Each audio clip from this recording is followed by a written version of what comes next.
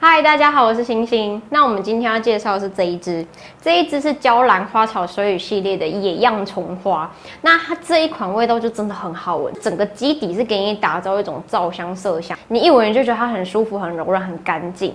然后你再来就会闻到它的那一种茉莉啊，而且是很轻很轻的那种鲜鲜的，然后再配上一点点淡淡的那种瓜果香气嘛，有点类似西瓜的味道在里面。它整体来说会给你一种很舒服、很自然，然后有一种仙气感，但是又不失一点夏日的可爱。那这一支的话，我觉得它就是那种堕入人间的仙女，我觉得很舒服啊，然后很鲜啊，然后又有一种俏皮可爱的感觉。那这一支的话，总体来说，我觉得大概0.5至1分甜，属于蛮不甜的款式。那持久度的话，差不多6个小时。